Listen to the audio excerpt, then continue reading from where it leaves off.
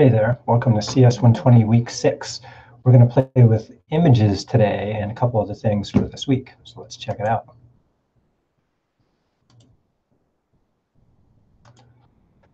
So coming up this week, we've got a basic graphics editing project. We have a tutorial to warm up for that project.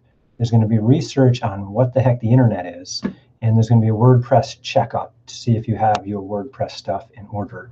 And I'm going to do an overview video right now, getting to the tutorial, and then I'll do other videos on the project, the internet, and the WordPress checkup. So check back for those soon. I have a folder of shared images, and those are mostly for demonstration purposes. And so if you click here, it'll take you to a folder in my Google Drive. And I just have a bunch of different images in here. Some of them are going to be used on projects, but mostly just for me to kind of play around with to show you some things about images.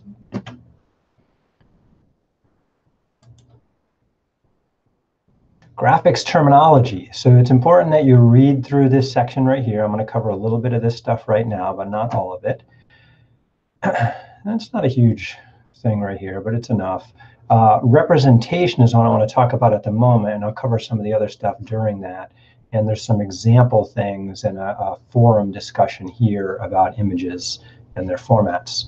So please check out those links soon. So over here, I've downloaded a couple of these files to take a look at. So I took the simple SVG, that's a kind of image, and here you can see a quick little thumbnail of it. And one of my UpBlues images I downloaded also. And so when you download a file in Chrome, you can hit the arrow here and show it in the folder you downloaded it in. And so if I double click it, the computer says, hey, that's an image file. Let's use Windows Photo Viewer to show it. Now I can choose to open it another way. So I could open it in what's called a text editor. And the text editor it looks at what's inside of the file without trying to display it properly, if that makes any sense. It'll make more sense later in the course. So what does an image file look like to a computer? It looks like that. It's a bunch of different symbols that the image program, like Windows Photo Viewer, knows how to take these and redisplay it for human eyes on the screen to see. But when you save it on a flash drive or on a hard drive or online, it's just this crazy shit. Okay, so this is that river file to the computer. Now, I did the same thing with the simple SVG file. I told the computer to open that. Now, that one looks very different. This one is almost human readable. And once you get used to the code that this is displayed in, a lot of humans can read this. For example, down here, there's a line that says rect, which means it's going to make a rectangle. That rectangle is going to have a width of 100%. It's going to have a height of 100%, and it's going to be filled red. Now, up above, it says SVG. That stands for Scalable Vector Graphic. So it's a way of making images with mathematical equations, essentially.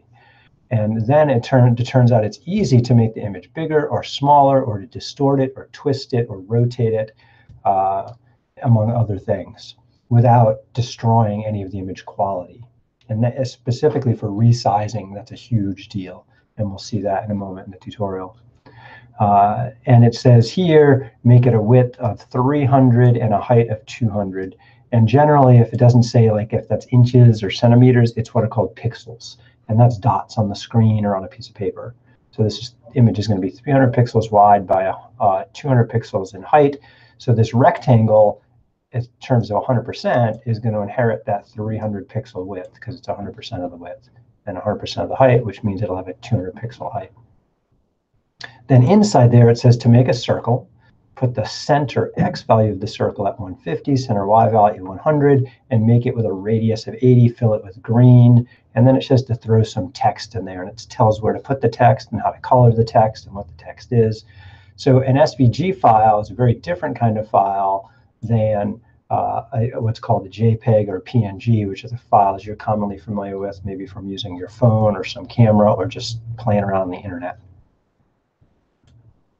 So the image format just dictates a few different things. One, how that file is saved to a computer disk, whether it's a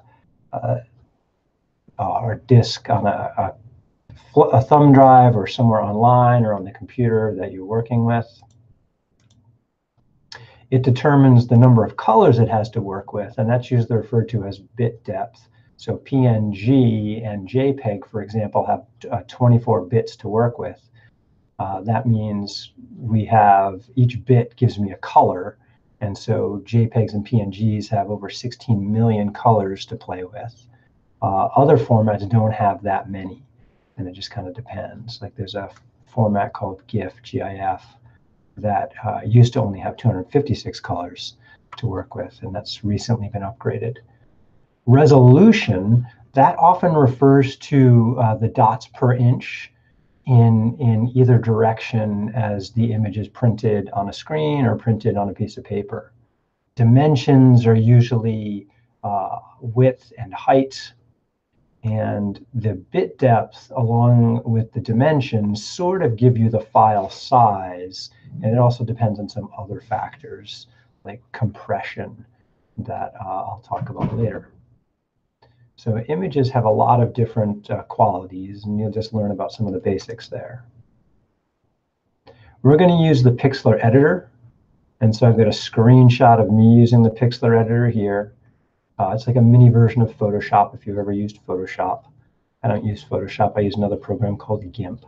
Common things we do are crop stuff, zoom in. There's a magic wand and a paint bucket we'll play with. I can rotate 180 or 90 degrees either direction. And sometimes I want to rotate just a little bit, and there's a thing called free transform we'll look at in a minute that helps us do that. So these are some of the common adjustments people make. Brightness and contrast, hue saturation, do slight color changes, and then opening and closing files. So there's some tutorials here from the people at Pixlr about how to use their program. And you need to check these out, and I'm going to do some of that in the video here and in the next video.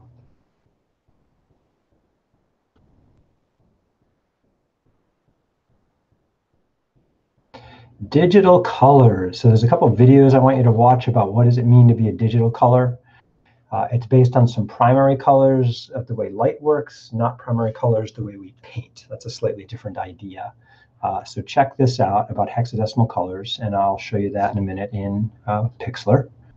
And then there's some reading about that to go with the videos. And then there's a color game that you can play here. I'll highly recommend you give it a try. I'll try it in the next video.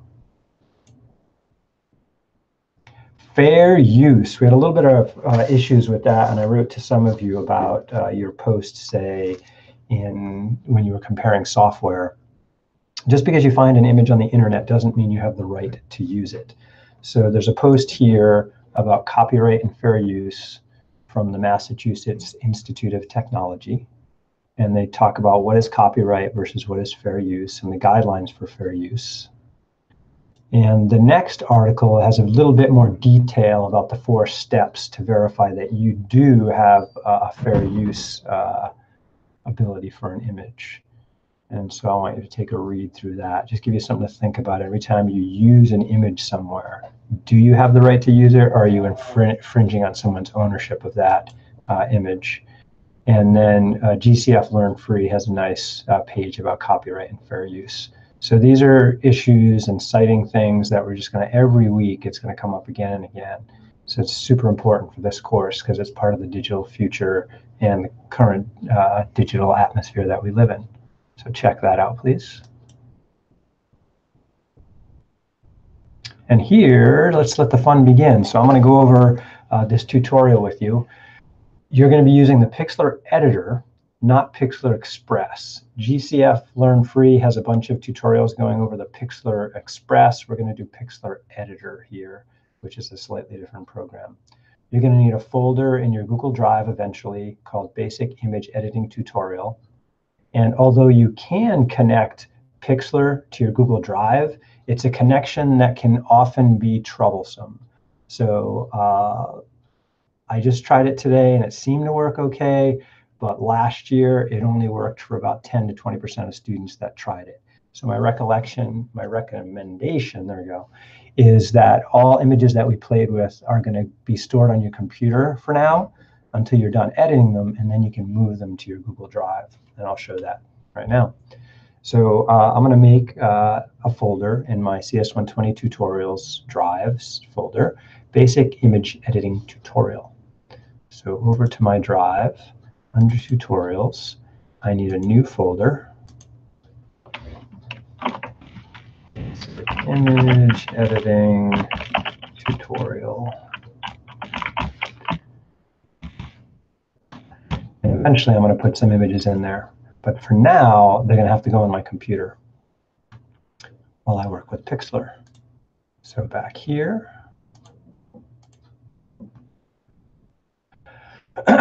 you're going to make 8 file edits, but you're going to have 2 original files. So altogether, you're going to have 10 files in your folder.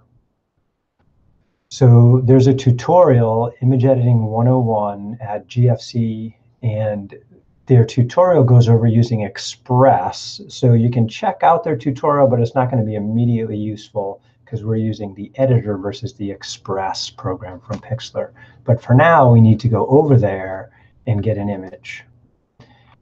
And so here I am at Image Editing 101, Basic Adjustments. And you just need to pick one of these to work with. To pick the image, you're going to click on the image that you want. Feels like spring is here, so I'm going to go for this wasp. Notice there's the plus on the magnifying glass. So if I click it, it'll show me its actual size compared to my monitor resolution. And this is a big image. Okay. So what I want to do is right-click on it, and I want to save the image somewhere I have control of. So on my computer, I have a CS120 folder. In there, I'm going to make a basic image editing folder, basic image editing tutorial. Store my images for now. So I'm just going to leave it with its original name and save it. So once it's there, I can then upload it into the Pixlr editor to work with. Come on. There you go.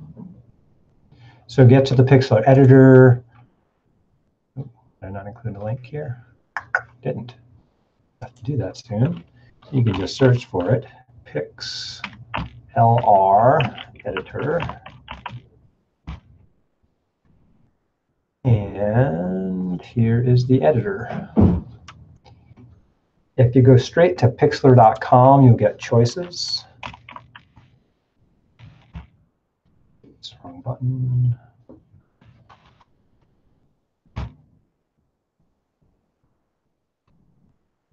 When you scroll down here, they'll say, hey, you want to use the editor or do you want to use Express? Express is a good program for making quick edits. The editor is one for making more complicated edits. So we're just going to work with that one the whole time instead of jumping around between 2 programs. So to use it, I have to open the image I just put on my computer, which my computer happens to remember where I was. So I can open it up. Now, Pixlr doesn't, since it's a free program online, it's software as a service, they don't let you upload any ginormous image that you want.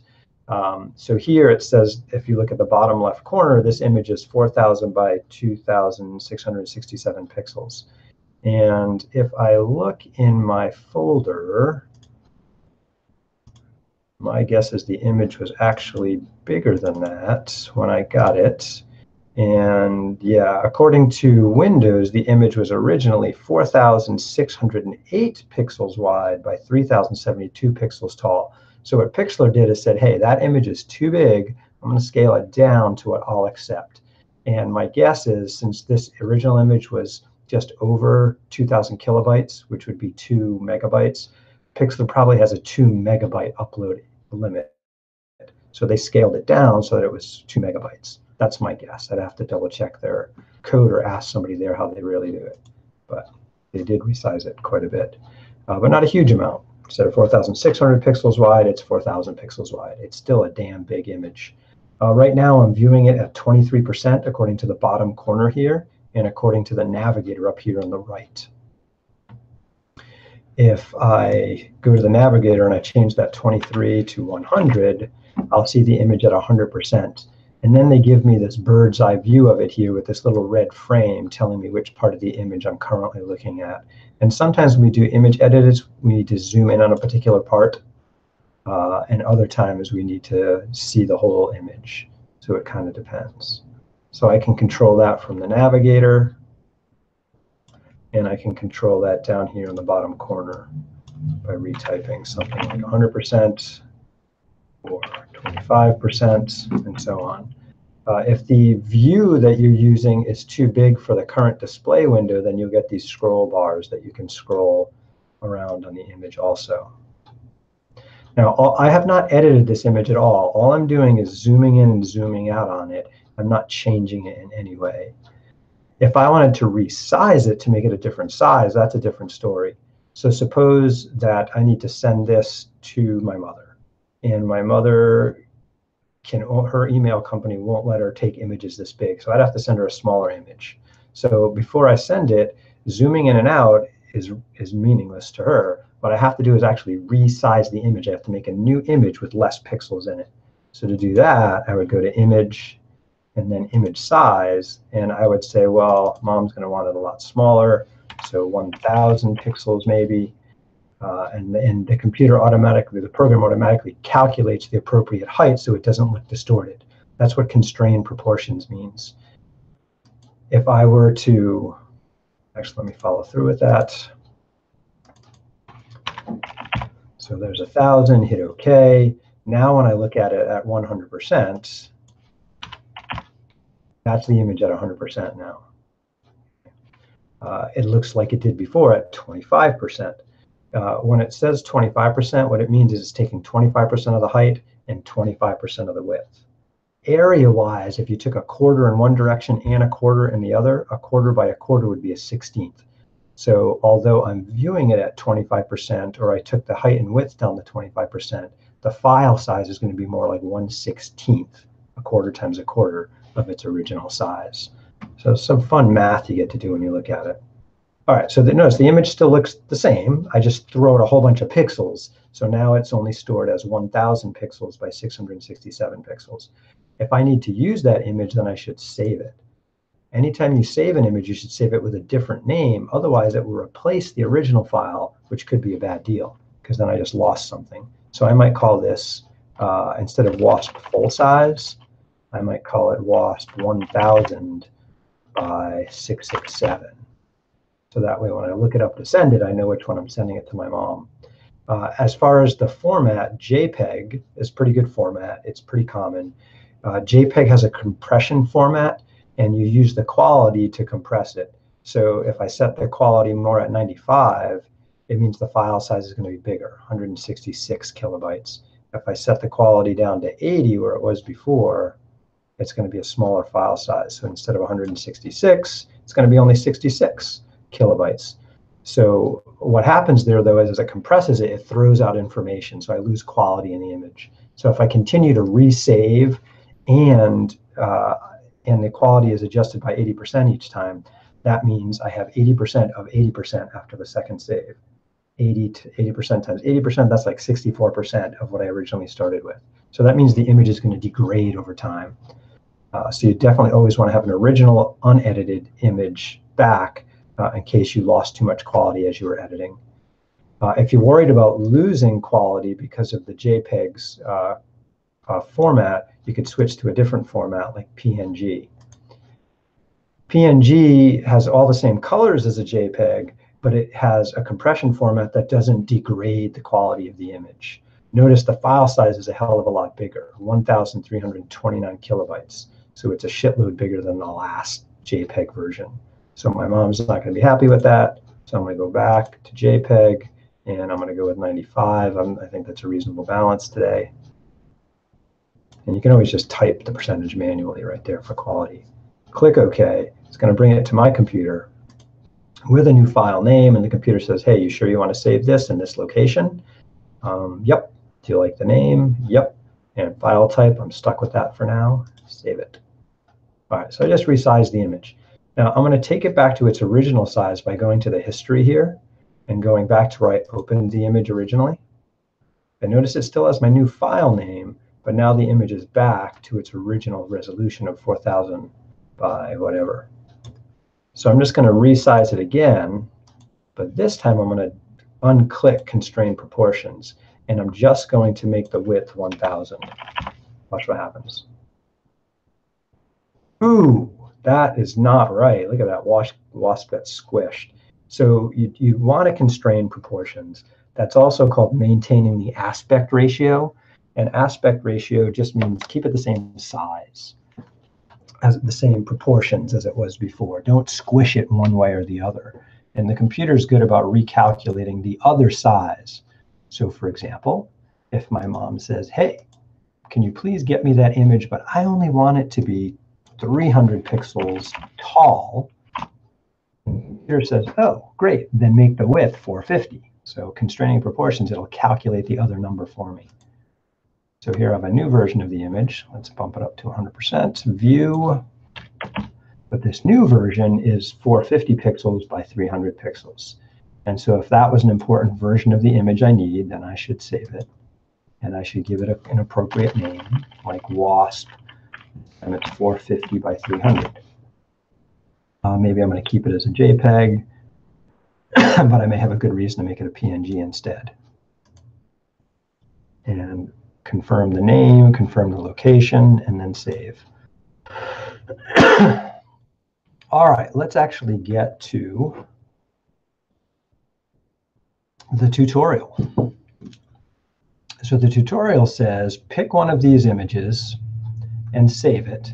And note, it's just saying, hey, the original image is going to be around 4,000 pixels wide once you get it into Pixlr. When you downloaded it, it was a little bigger.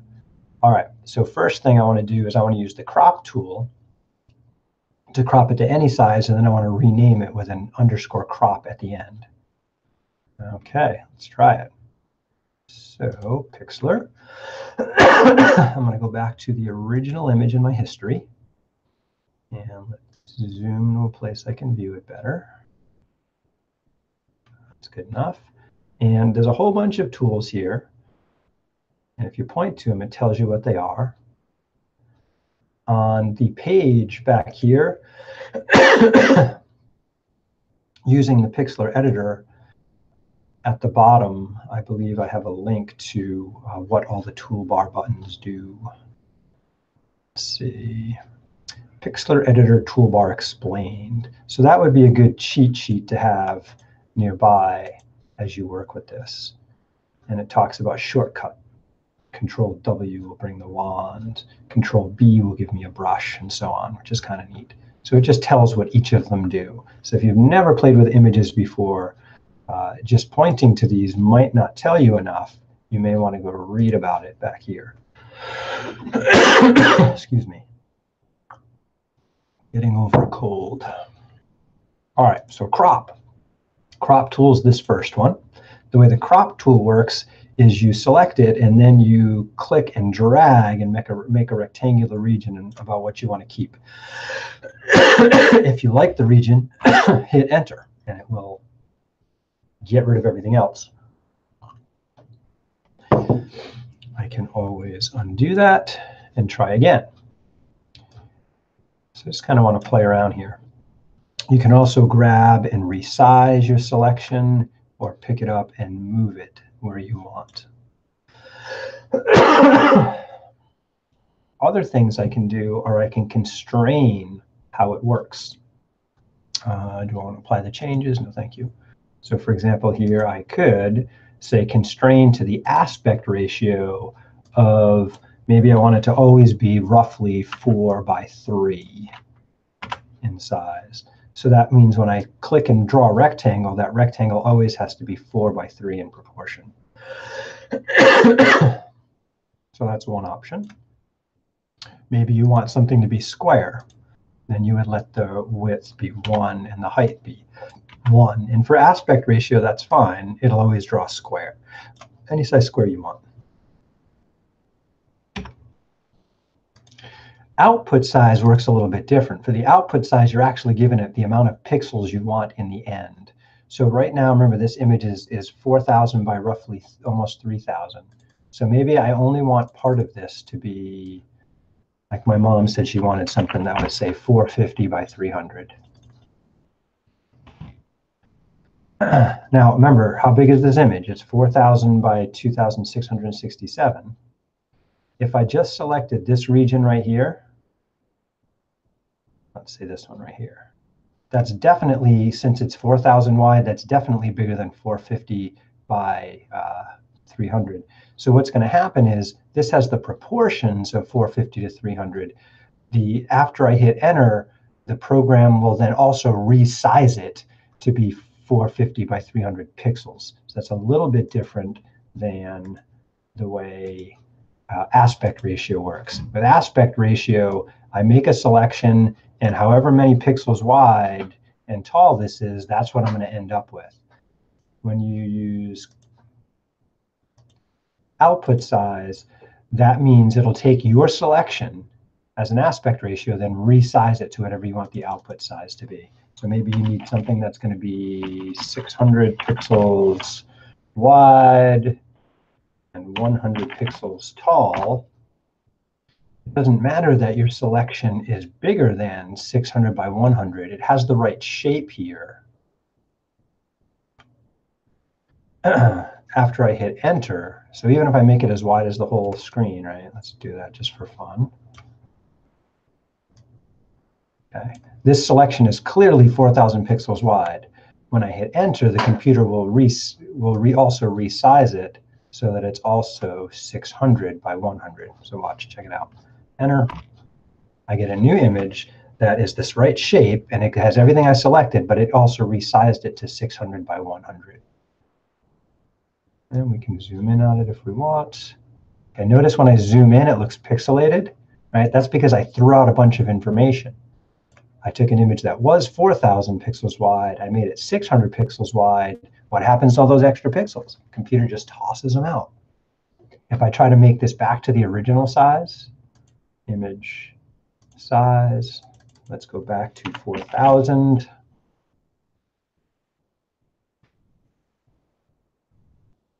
Or at least I can get back to the original width. I cut a lot of the height out. It's going to look like crap. Zoom. Okay, so it's not nearly as It's not nearly as clear.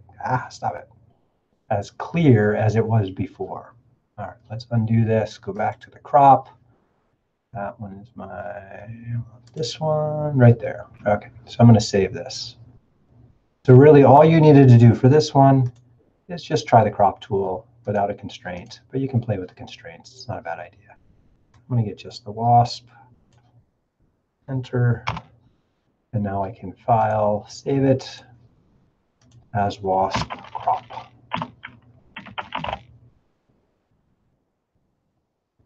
And you decide what you want your quality to be. You could leave it at 80. You could take it to 95. It's got the right name. It's in the right place, and go. So the tutorial, you're just going to go and try each. Oops, where'd you go? Tutorial. Right here. You're just going to try each of these. So here, I want to open the original and resize it to be smaller. Make the width between 200 and 600. So going back there, back to the original image. Image size, make the width, let's go 500, nothing between 200 and 600. Constrain proportions always, unless you have a good reason not to. So here's my new image at over 100%. So I'm going to save it.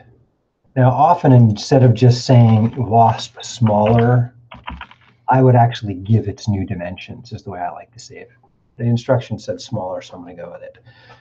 My preference would be to, instead of smaller, I could note at the bottom of the screen, this is now 500 by 333.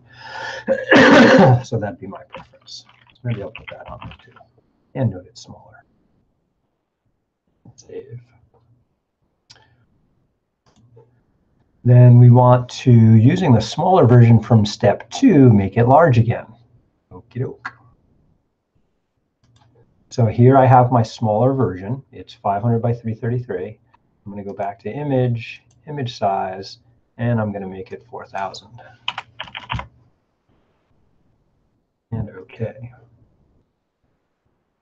And zoom out a little.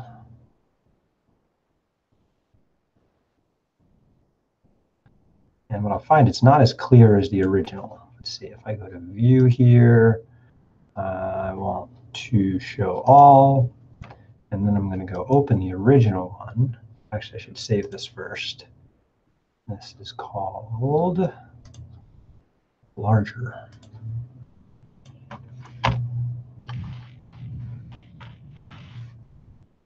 And JPEG, let's take it up to 95. For no good reason. OK, and save. All right, so I'm going to compare that larger one to the original. So open image. My original is WASP full size. And notice the difference. Fuzzy versus clear. Fuzzy, clear. So hopefully you can see the difference too. The larger one, because I shrunk it and then resized it, it threw out pixels, and then it had to make up pixels to replace those, and it didn't get all the right ones. So it looks a little bit different. And then basically it comes out fuzzy. The more you do that kind of thing, the fuzzier and grainier it will get. All right, close you. I want to save. I think I saved it. So let's click now. Hopefully I wasn't wrong. And last thing we want to do to this image is do a free transform on it. And a free transform allows you to rotate and pan. Panning is just repositioning. So under the Edit menu is the free transform menu. And free transform lets you rotate. So here's, it's going to rotate around that point right there. You can always move the point of rotation to be anywhere besides the center of the image.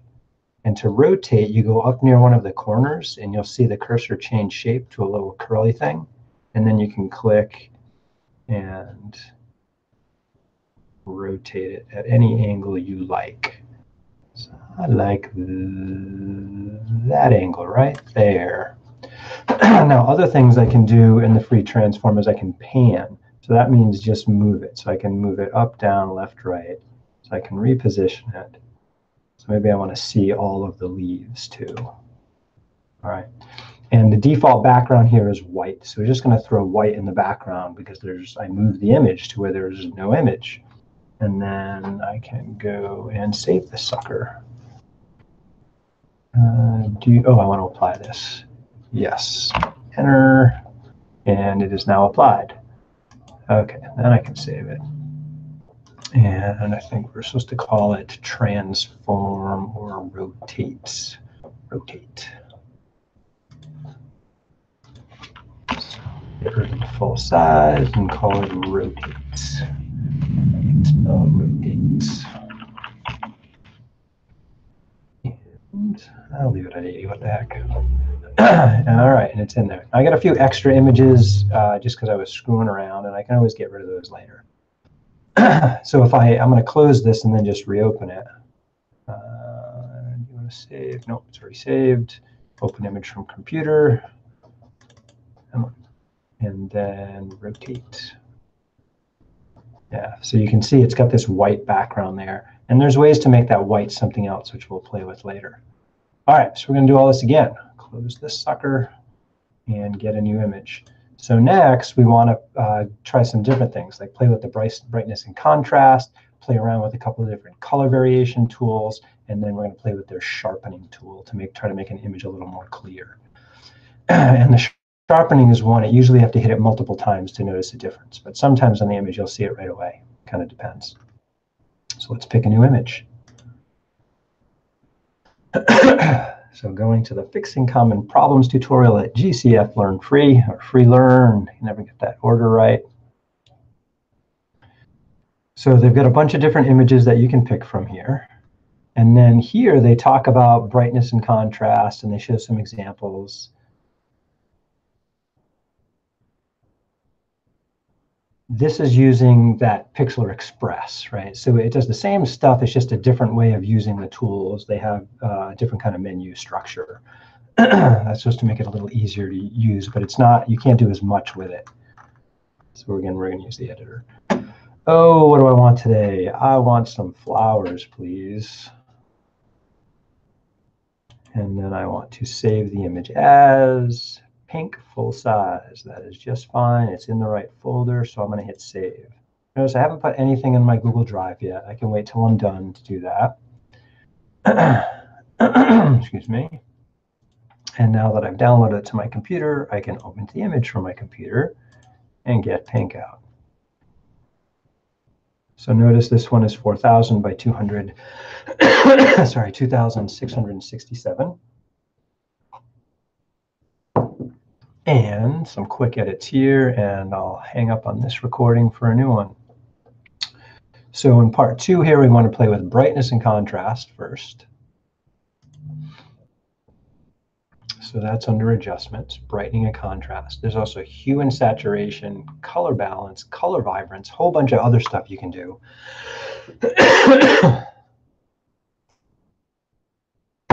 So if you just adjust the brightness, it makes everything brighter. Contrast can then change the difference between the highs and the lows in either direction. So you can kind of make it look faded out or darker. And usually I find when I'm playing with one, I want to adjust the other a little bit too. So just kind of play around here and find something that you like. Ooh, that's nice right there. All right, so play with your image, have some fun. See what happens if you move them up together or down together or in opposite directions. And I'm going to call this brightness-contrast.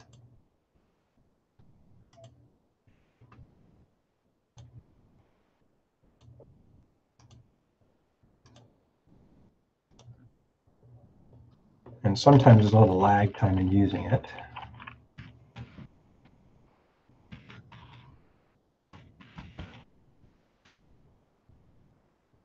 And save it.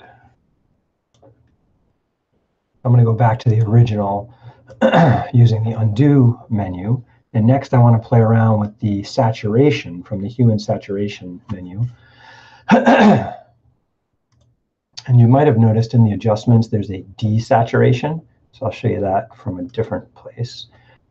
If I unsaturate all of the color, it's basically going to make it grayscale, black and white. Otherwise, I can make the saturation higher, and so that makes the colors pop a little bit more. Hue is kind of the intensity of the colors. So some wild things happen when you play with the hue.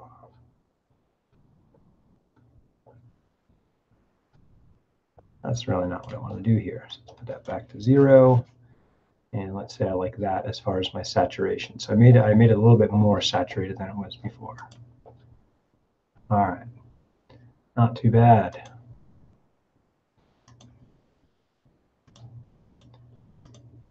And I got a lag time here. Saturation.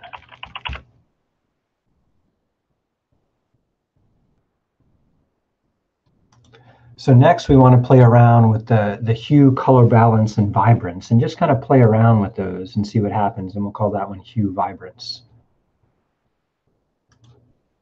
So hue, again, was located under the hue and saturation area. And that just shifts through the color scales, the different kinds of colors. So think about it as moving through a rainbow of colors. That one was kind of cool over there with the purple. And then under adjustments, we also have color balance and color vibrance. So I can take those, make it more vibrant or less vibrant. A little lag time in making that happen. And then color vibrant, or balance, excuse me, slightly different thing.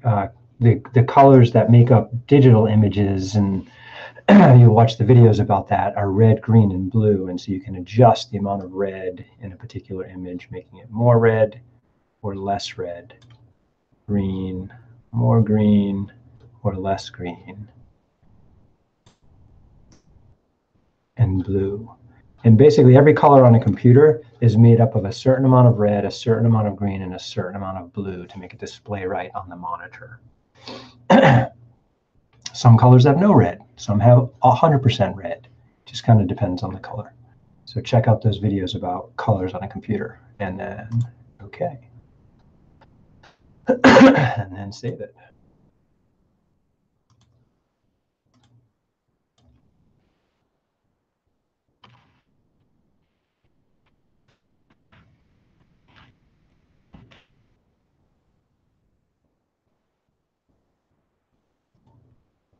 And last but not least is the sharpening, which is a little hard to see on some images. So I'm going to go back in the undo history to the beginning. If you have too many things in your undo history, Pixlr doesn't keep track of them all. You can always just close the version that you're at and reopen the original. That was my pink full size. All right, so sharpening is a filter. And so the first time I do it, you got to give it a minute to work on it. You might not notice a difference, so apply it a few times perhaps. And sometimes the only way I can tell that it made a difference, I can start to see it now. Yeah, I can see the difference up here in the grass. So if I go back to the open image, see the difference, and then to my third sharpen, I can see the change. Okay. So sometimes that sharpening method that they use, if you use it too much, it does not what you want with the image. So although it may have sharpened some parts of the image, other parts of the image became duller. So I'm going to go with my second one, perhaps. Maybe the first one. Yeah, let me go with the first one. I like that one the best here. And save it with the new name.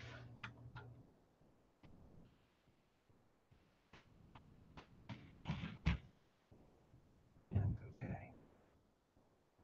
And save.